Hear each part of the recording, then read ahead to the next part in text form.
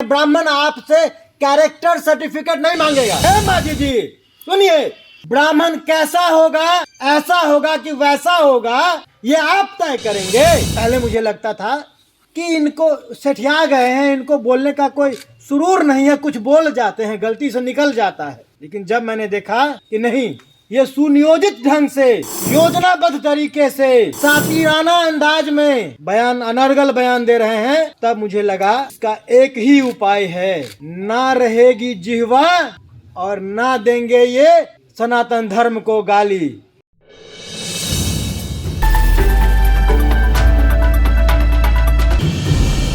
बिहार के पूर्व मुख्यमंत्री जीतन राम मांझी के एक जाति विशेष पर अभद्र टिप्पणी को लेकर सूबे की सियासत में गर्मी बढ़ गई है। मांझी के बयान से बौखलाए बीजेपी नेता गजेंद्र झा ने मांझी की जीभ काटकर लाने वाले को 11 लाख देने का ऐलान कर दिया। गजेंद्र झा के बयान से नाराज बीजेपी ने उन्हें पार्टी से निष्कासित कर दिया। बाद में जीतन राम मांझी ने भी ताल ठोका और कहा कि हिम्मत है तो जीभ काट कर दिखाओ। अब एक बार फिर मांझी और गजेंद्र झा के बीच तू मैं आजकल चर्चा में है। गुरुवार को कुछ ब्राह्मण जीतन राम मांझी के घर जुट गए और कहने लगे, हम मांझी के घर खाना खाने आए हैं। मांझी ने दोबारा अपनी बात दोहराई और कहा कि ब्राह्मणों को जो कहा था उस पर कायम हूँ, जिसको जो करना है कर ले। अब एक बार फिर गजेंद्र झा प्रकट हुए हैं, कह रहे हैं ब्राह्मणों की पूजा भगवान भी करते हैं, अब की बार बोला तो जरूर जीभ काट लूंगा। कभी बोलते हैं राम का कोई अस्तित्व नहीं है, कभी बोलते हैं हिंदू धर्म दुनिया का सबसे कमजोर धर्म है, सबसे घटिया धर्म है।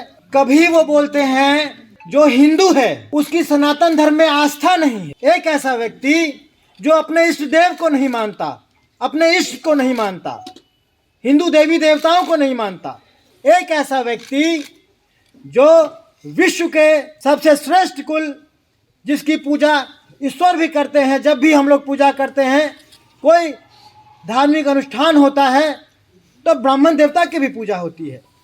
ये सनातन काल से आ रहा है, ये सनातन का एक सौभाग्य है, क्योंकि ब्राह्मण बल है, ब्राह्मण शास्त्र है, ब्राह्मण सनातन की शक्ति है।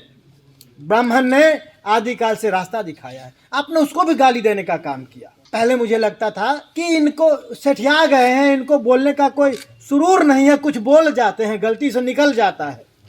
लेकिन जब मैंने देखा कि नहीं, ये सुनियोजित ढंग से, योजनाबद्ध तरीके से, सातिराना अंदाज में, बहुत बड़े साजिश के तहत बयान, अनर्गल बयान दे रहे हैं, तब मुझे लगा कि इसका एक ही उपाय है, ना रहेगी जिह्वा और ना देंगे ये सनातन धर्म को गाली। अब जरा गजेंद्र झा जी से कोई पूछे कि उनकी राजनीति की हद कितनी है।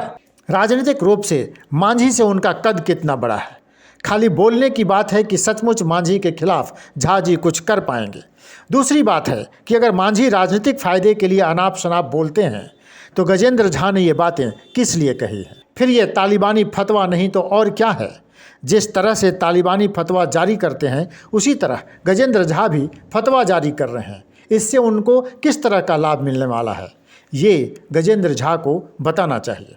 विमर्श न्यूज़, पटना।